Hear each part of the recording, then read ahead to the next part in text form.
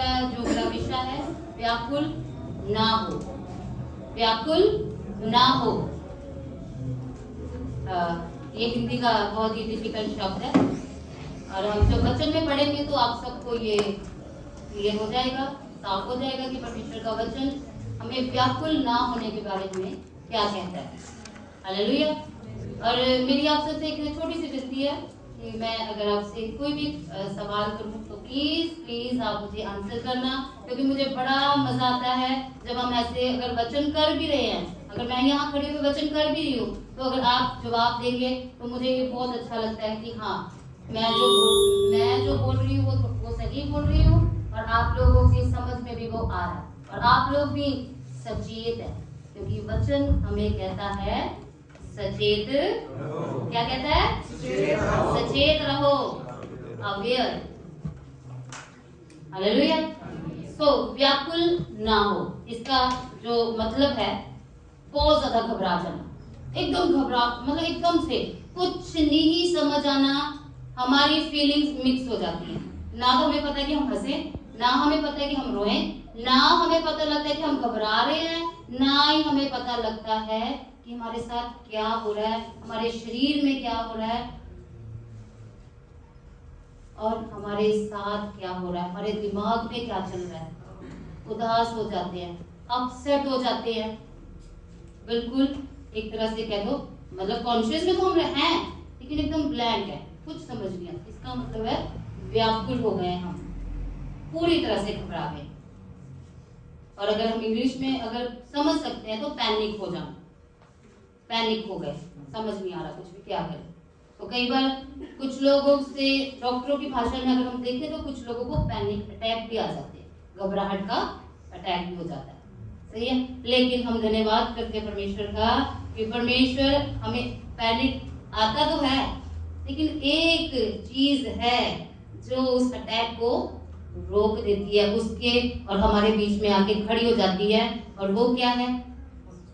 वो क्या है? बोले, जोर से बोले। परमेश्वर का वचन, पवित्र आत्मा, हमारा विश्वास, हमारी उम्मीद, हमारी आशा जो हमारे खुदा पर। Hallelujah, hallelujah, hallelujah.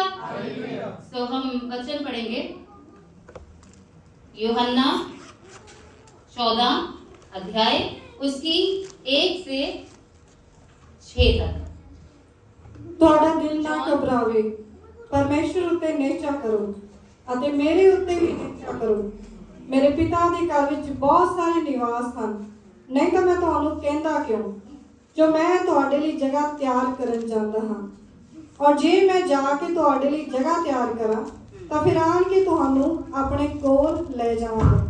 ਭਈ ਜਿੱਥੇ ਮੈਂ ਹਾਂ ਤੁਸੀਂ ਵੀ ਹੋਵੋ, ਔਰ ਜਿੱਥੇ ਮੈਂ ਜਾਂਦਾ ਹਾਂ ਤੁਸੀਂ ਉਸ ਦਾ ਰਾਹ ਜਾਣਦੇ ਹੋ। ਥੋਮਾ ਨੇ ਉਸ ਨੂੰ ਆਖਿਆ, ਪ੍ਰਭੂ ਜੀ ਸਾਨੂੰ ਇਹੋ ਪਤਾ ਨਹੀਂ ਤੂੰ ਕਿੱਥੇ ਜਾਂਦਾ ਹੈ, ਫਿਰ ਰਾਹ ਕਿੱਥੋਂ ਜਾਣੀਏ? ਯਿਸੂ ਨੇ ਉਸ ਨੂੰ ਆਖਿਆ, ਰਾਹ ਅਤੇ ਸੱਚਾਈ ਅਤੇ ਜੀਵਨ ਮੈਂ ਹਾਂ, ਕੋਈ ਮੇਰੇ ਵਸੀਲੇ ਬਿਨਾ पिता दे कोल नहीं। Hallelujah, hallelujah.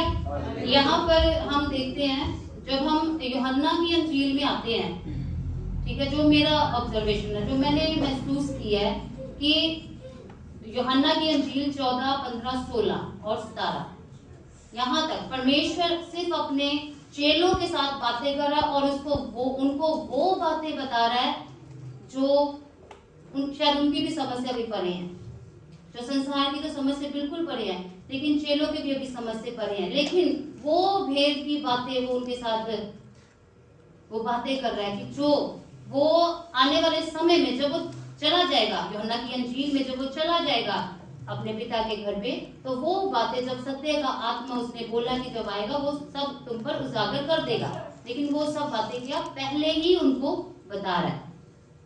हालेलुया, बता रहा है कि तुम्हारा मन व्याकुल ना हो।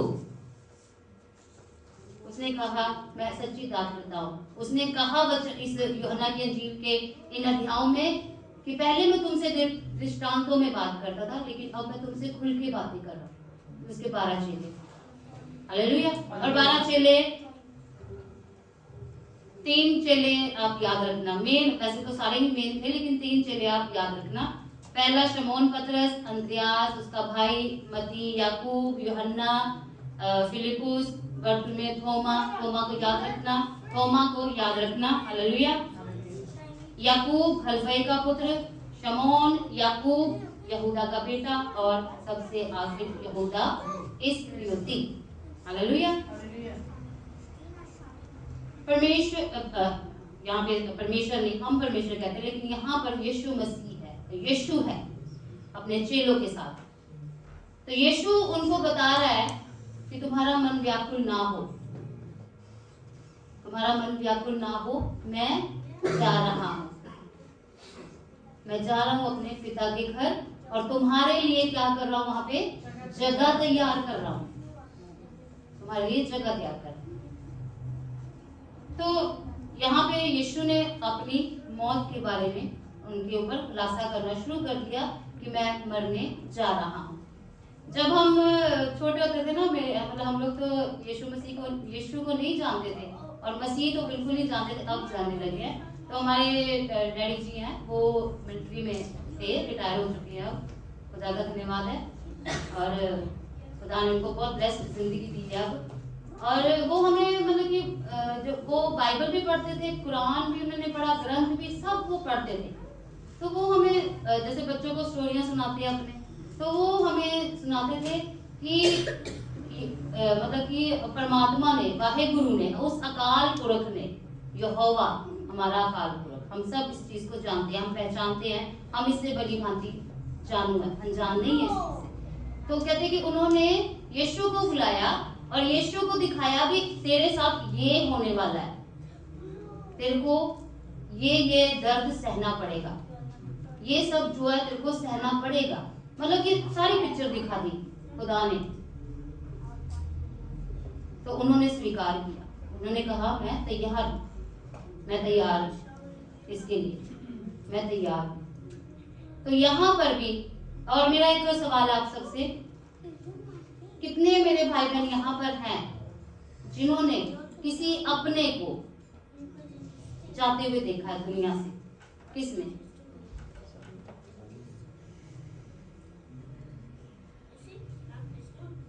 सॉरी, ये थोड़ा सेंसिटिव है, लेकिन अब हम मसीह में हैं। खुदा का वचन हमें कहता है कि तुम कब तक दूध पीते बच्चों की तरह रहोगे, अब तो तुम्हें हार्ड मांस खाने वाला हो जाए। ये सच्चाई है। जब से 2020 से मेरी जिंदगी में ये हुआ है, मैंने अपने किसी को खोया, तो ये सच्चाई है मेरे लिए। ये जीवन जो है ये झूठ है। बाइबल हमें झूठ भी बताती है और हमें सच भी बताती है। सही है ना? सही बोल रही हूँ ना मैं? बाइबल हम पर हर तरह का प्रकाश देती है। उसने सिखा दिया है कि सचमुच ये जीवन हम जो जी रहे हैं ना, ये झूठ है, लेकिन मौत सच है, सच है। और यीशु मसीह ने उस मौत को हमारे लिए जीत लिया। Hallelujah, hallelujah. तो जब हमारे अपना कोई जाता है, जब हम मसीह में नहीं थे, कुछ मेरे भाई बहन जो पैदाइशी मसीह में है उनकी बात नहीं कर रही हूँ, जो मसीह में नहीं थे, डरते थे ना हम मौत से, बहुत डर लगता था कि ये क्या हो गया। उस चीज से भी हम डरते थे कि खुदा, मतलब मैंने अपनी मम्मी के साथ, मेरे अपनों को मतलब मैं चाहती थी अपनी मम्मी के साथ, बाकी मेरा परिवार इतना नहीं जाता, लेकिन मैं चाहती हूँ। मैंने कई अपने हाथों से अपने अपनों को विदा किया इस दुनिया से, और लेकिन जो मेरे मम्मी गए तो मैं उनके साथ नहीं थी मैं उनके साथ। लेकिन उसके बाद डर लगता था, अचानक कोई भी ऐसे, मैं आज ना कॉल, ऐसा कोई हो गया, चला गया इस दुनिया से, तो अचानक वो डर आ जाता था मन में। लेकिन जब यीशु मसीह को अपना लिया और जब वो 2020 में हमने वो अपनी जिंदगी में वो देख लिया वो सच, तो अब डर खत्म हो गया, डर बिल्कुल खत्म हो गया।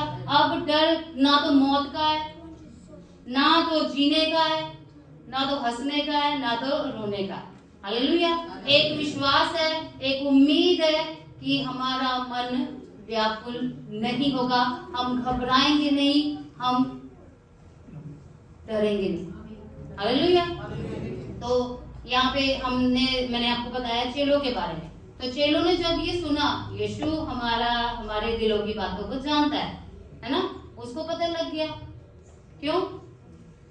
क्योंकि वो रूह में खुदा है ना, वैसे तो वो इंसान है, लेकिन रूह में उसे पता लग गया कि मेरे चेले सोचों में पड़ गए हैं कि ये क्या बोल रहा है यीशु, ये हमारा यीशु क्या बोल रहा है, हमारा गुरु, हमारा रब्बी ये क्या बोल रहा है, ये कहाँ की जाने की बातें कर रहा है, और क्यों क्यों क्यों जा रहा है ये।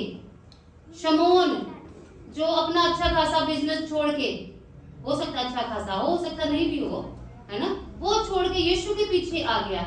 मती उसके पीछे आ गया, उसने अपने भाई को भी बुला लिया, उसने भी अपने भाई को बुला लिया, उसने भी बोला आओ यीशु के पीछे चले। वो सोचने लग गए 3 साल से हम इसके पीछे चल रहे हैं और आज ये कह रहा है भी मैं जा रहा हूं, मैं मरने जा रहा हूं, अब हमारा क्या होगा। क्यों सोचा उन्होंने? क्योंकि रोमी साम्राज्य के अनुसार वहां पे वो जो काम कर रहा था यीशु और उसके चेले, वो सही नहीं था। यीशु अभी देखो हमारा कोई भी अगुवा है ना, कोई भी हमारा अगुवा, मान लो हमारी लड़ाई लग गई है, किसी भी चीज में लड़ाई लग गई है, मैं आप लोगों की अगुवाई कर रही हूँ, मैं आगे खड़ी हूँ और मैं आपसे कहती हूँ सब मेरे पीछे जो पहला तीर होगा वो मैं खाऊंगी, पहली गोली मैं खाऊंगी। अगर मैं ही पीछे हट गई तो आप लोगों का क्या होगा। उन्होंने भी यही सोचा कि 3 साल से इसके पीछे चल रहे हैं, यही मर गया तो हमारा क्या होगा, हम कहाँ जाएंगे। यीशु ने उनके मनों की बातों को जांच लिया, सुन लिया। वो हमारे भी दिलों को जानता है, वो हमारी सोचों को भी जानता है, हमारी समझों को भी जानता है। हालेलुया। वो जानता है कि इस वक्त रंजीत के मन में क्या चल रहा है, वो जानता है कि समय पीरू के मन में क्या चल रहा है, वो जानता है शोभा संध्या आपके दिल में क्या चल रहा है, शोभा आपके दिल में क्या चल रहा है, वो जानता है। हालेलुया। तो उसने क्या कहा, तुम व्याकुल ना हो, मैं अपने पिता के घर पे जा रहा हूँ और तुम्हारे लिए क्या कर रहा हूँ, जगह तैयार करने जा रहा हूँ। तो शमौन पतरस हमेशा क्या करता था, मतलब हो सकता है कि यहाँ पे नहीं लिखा, लेकिन हमेशा अगर उसको उस समय भी मौका मिलता बोलने का तो उसने यही कहता कि मैं भी तेरे साथ ही चलूंगा, भी मुझे अपने साथ ही ले चल। थोड़ा वो क्या कहते हैं इसको, मक्खनबाजी करने वाला ना चेला। लेकिन थोमा होना चाहिए ऐसा सवाल पूछने वाला हमें होना चाहिए। कभी कभी हमें दोनों तरह के किरदार निभाने पड़ते हैं, मक्खनबाजी भी करनी पड़ती है, सवाल भी पूछने पड़ते हैं। हालेलुया। प्यार भी दिखाना पड़ता है, और जो हमारी जिंदगियों में हो रहा है या जो हमें अच्छा नहीं लग रहा उस पर हम क्वेश्चन कर सकते हैं। हालेलुया। तो थोमा ने दीदी क्या कहा, दोबारा से पढ़ेंगे प्लीज। थोमा ने उसको आख्या, प्रभु जी सानू ਇਹੋ पता नहीं तू किथे जाना है, फिर राह किधर जानी है। किथे जा रहे हैं, राह गिरा। तो जब थोमा ने पूछा कि खुदा जी यीशु हमें यही नहीं पता कि तू कहाँ जा रहा है, तो हमें राह कैसे पता होगा। उसने क्वेश्चन किया, अच्छा किया, हमें भी पता लग गया उसके बहाने से, है ना। अगर यहाँ यीशु लिख देता कि तुम्हारा मन व्याकुल ना हो, मैं तो जा रहा हूँ, बस कहानी वही खत्म हो जाती, है ना। लेकिन थोमा ने पूछा कहाँ जा रहा है। हमें तो ये भी नहीं पता कि राह कौन सा है, और तू कह रहा कि राह पे चलो, कौन सी राह पे चले हम, हमें बता तो जा कि हमें करना क्या है। हालेलुया। इसी तरह जब हमारी जिंदगियों में कोई भी परेशानी आ जाती है, कोई भी हम पे संकट आ जाता है, कोई भी हम पे परेशानी आ जाती है, कोई भी दुख आ जाता है, यीशु ने कहा है कि मैं तुम्हारे साथ हूँ। लेकिन उसने ये नहीं कहा कि तुम्हारी जिंदगी बिल्कुल अब स्मूथ चलेगी, ऐसे नहीं कहा उसने। परेशानियां भी आएंगी, प्रॉब्लम्स भी आएंगी, सब आएगा।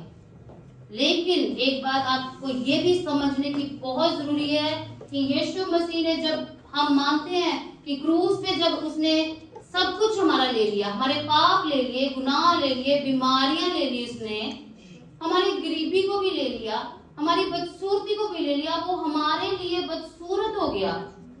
फिर क्यों हमारी जिंदगी में क्यों ना हम व्याकुल हो, क्यों हमारी जिंदगी में परेशानियां क्यों नहीं? तो इसका कारण यही है कि हम खुद उसके जिम्मेदार हैं। हम अपनी परेशानियों के खुद जिम्मेदार हैं। कोई इसमें किसी का कोई हिस्सेदारी नहीं है, किसी की कोई जिम्मेदारी नहीं है, यीशु मसीह की भी नहीं। यीशु मसीह का वादा है कि ना तो मैं तुम्हें छोड़ूंगा ना तुम्हें त्यागूंगा। वो ना तो छोड़ता ना त्यागता है। कहीं भी भाग जाओ, कहीं भी भाग जाओ, कहीं भी जाके छुप जाओ, कितने भी बड़े पाप कर लो, जब आपने यीशु मसीह को एक बार पकड़ लिया, वो आपका साथ नहीं छोड़ता। वो आपके अंदर जो आत्मा है ना, उसको जगाएगा, वो जगाएगा आपके अंदर उस आत्मा को जो शांत हो गई है। अगर आत्मा मर गई होती तो फिर तो बिल्कुल भी कुछ नहीं होता, लेकिन वो शांत हो गई आत्मा। उसने हमें कह दिया कि जाओ मेरी बेटी, जा मेरे बेटे, जो तुझे अच्छा लगता है तू कर ले। तब हमारे अंदर क्या होती है? घबराहट आती है। चेलों के अंदर भी घबराहट आई, चेले भी व्याकुल हो गए, चेले भी परेशानी में आ गए कि अब हमारा क्या होगा, अब हमारा क्या होगा। और यीशु ने उनसे कहा, और थोमा ने जब पूछा वे तू कहाँ जा रहा है, हम कौन सी राह चुने, तो यीशु ने आगे क्या कहा? ਯਿਸੂ ਨੇ ਉਸ ਨੂੰ ਆਖਿਆ, ਰਾਹ ਅਤੇ ਸੱਚਾਈ ਅਤੇ ਜੀਵਨ ਮੈਂ ਹਾਂ, ਕੋਈ ਮੇਰੇ ਵਸੀਲੇ ਬਿਨਾ ਪਿਤਾ ਦੇ ਕੋਲ नहीं होगा। हालेलुया, यीशु ने कहा, मार्ग, सत्य और जीवन मैं ही हूँ, मेरे बिना कोई पिता के पास नहीं जा सकता। हालेलुया।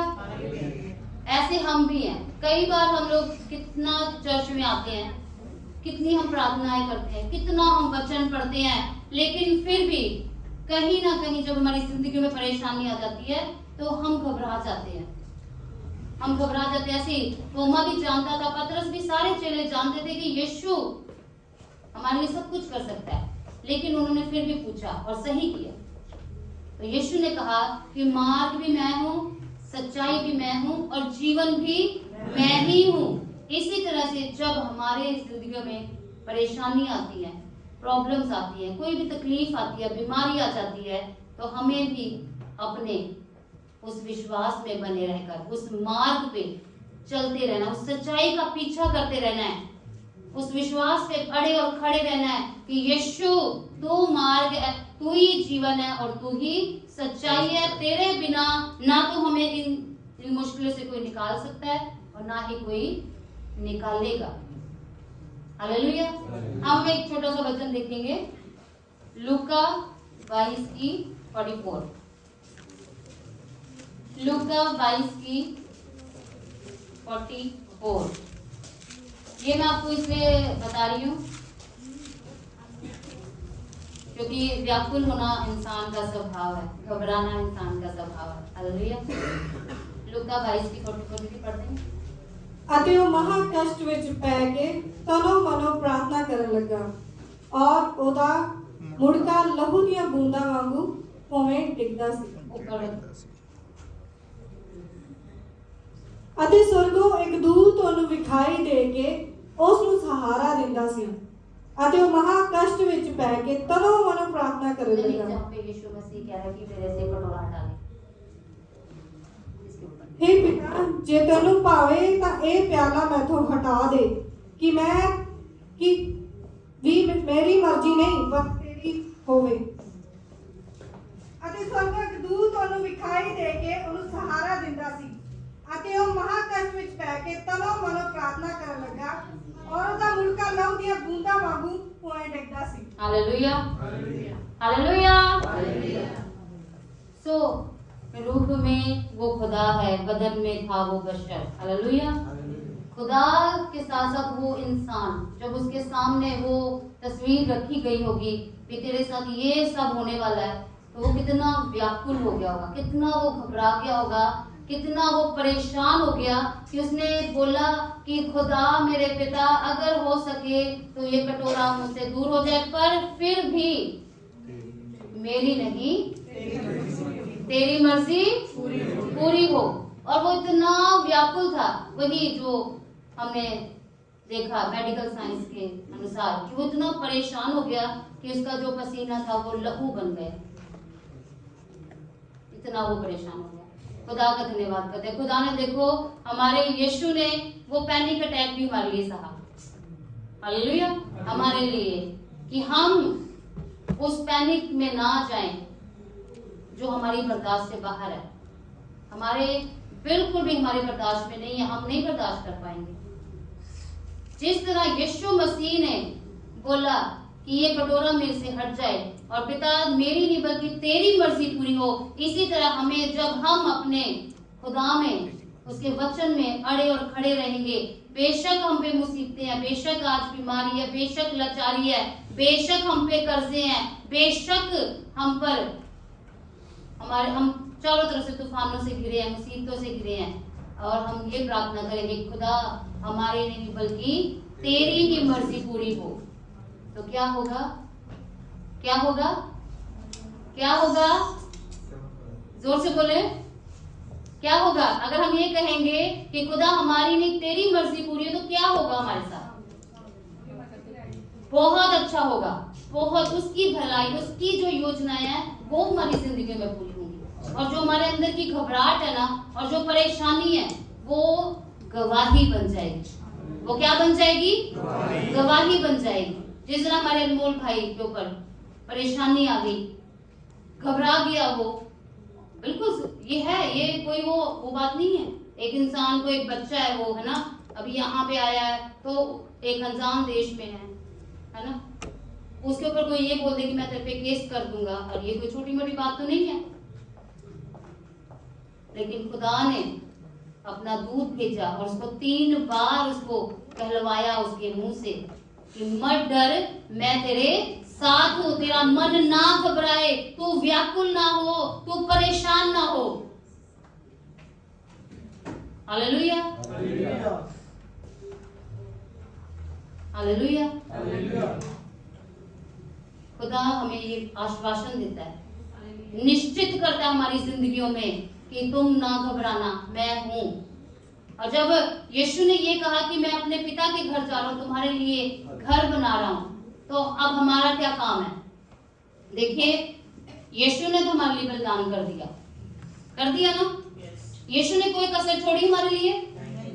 कुछ रख छोड़ा उसने हमारे लिए? अब हमारा क्या काम है? हमारा क्या काम है कि हम उस दिन के लिए तैयार हो जाएं, उस दिन के लिए तैयार करें अपने आप को। हम इंसान हैं, हमें चाहिए, सब कुछ चाहिए, सब कुछ चाहिए हमें, घर बार परिवार सब चाहिए, लेकिन खुदा ने कहा है कि इस संसार की नाशवान बातों पे मन मत लगाओ, उस स्वर्गीय बातों की ओर ध्यान करो। वो महल जो तुम्हारे लिए, वो घर नहीं है, वो महल है जो खुद हमारा यीशु मसीह हमारे लिए बना रहा है। Hallelujah, hallelujah. हमारा ध्यान कहाँ होना चाहिए? उस महल की तरफ, उस आत्मिक बातों की तरफ। ना हमें कपटी होना चाहिए वचन के अनुसार, ना हमें लुचपन में, ना व्यभिचार में, ना झूठ बोलने वाले, ना हमारी जुबान से या आंखों से ऐसी कोई बातें, या हमारी सोचों में भी ऐसी बातें नहीं आनी चाहिए कि जो हमें उस स्वर्ग राज में जाने से रोक सके। क्यों? हमारे यीशु ने कहा है, हमारे यीशु ने कहा, वो तैयार कर रहा है हमारे लिए। हालेलुया। तो हमारा भी अभी जैसे हमारे पास्टर रमन जी ठीक नहीं है, अभी अमन वीर जी का क्या काम है? सिर्फ क्या सारा सेक्रीफाइस बलिदान पास्टर रमन करेंगी? नहीं, वो एक पति होने के नाते उनका भी फर्ज है कि वो अपनी पत्नी के लिए, अपनी बेटी के लिए, अपने घर के लिए मदद करें। ऐसे ही हमारा यीशु मसीह हमारे लिए सब कुछ कर गया। हमारा ये नहीं कि अब हम बैठ जाएं आराम से, यीशु तू कर ला सारा कुछ, तू कर देता, हो गया, और मैं तो की करा, तू तो कर ही देता सारा कुछ। नहीं, हमें बलिदान करने की जरूरत है अपने यीशु के लिए। हमें भी जरूरत है अपने आप का बलिदान, सबसे पहले अपने आप का बलिदान। हमें अपना बलिदान करने, अपनी जुबान को, अपने जो भी हमारा शरीर है, आत्मा, प्राण, हमारी जिंदगी है, हमारी सोचे समझे, सबका बलिदान करने की जरूरत है। ये नहीं है कि बस चलो चर्च आ गए हैं, चले गए हैं, चर्च आ गए हैं, चले गए। नहीं, खुदा के लिए हमें भी बहुत कुछ करने की जरूरत है। वो बलिदान की भेंटें चढ़ाने की हमें जरूरत है। Hallelujah, hallelujah, hallelujah. तो एक वचन और पढ़ेंगे, भजन संहिता 43 का 5। ये इसके बाद हम समाप्ति करेंगे। हे मेरे जी, तू क्यों झुकिया होया है ਅਤੇ ਮੇਰੇ ਵਿੱਚ ਕਿਉਂ ਵਿਆਕੁਲ ਹੈ? ਪਰਮੇਸ਼ਰ ਉੱਤੇ ਆਸ਼ਾ ਰੱਖ, ਮੈਂ ਤਾਂ ਫਿਰ ਉਸ ਦਾ ਧੰਨਵਾਦ ਕਰਾਂਗਾ ਜਿਹੜਾ ਮੇਰੇ ਮੁਖੜੇ ਦਾ ਬਚਾਓ ਅਤੇ ਮੇਰਾ परमेश्वर है। Hallelujah, hallelujah, hallelujah. भजन संहिता 43 का 5 हमें सिखाता है, ये साफ साफ बता रहा है कि हमारा मन व्याकुल होता है, हम गिर जाते हैं, हम घबरा जाते हैं, हम परेशान हो जाते हैं, लेकिन हमारा यीशु, हमारा उसका वचन, उसका विश्वास, वो उम्मीद, वो क्रूस हमें फिर से उठाने की ताकत रखता है, सामर्थ्य रखता है। वो हमारे अंदर वो बल को उत्पन्न करता है, वो ताकत को उत्पन्न करता है कि मेरी बेटी, मेरे बेटे उठ, धन्यवाद कर अपने परमेश्वर का, धन्यवाद कर उस परमेश्वर का, अपने सृजनहार का। वो तेरे साथ है, मत डर, मत घबरा। हालेलुया, हालेलुया, मत डर, मत घबरा, ना डर, मैं तेरे साथ हूँ। हालेलुया। तो हम सब खड़े होंगे। हालेलुया।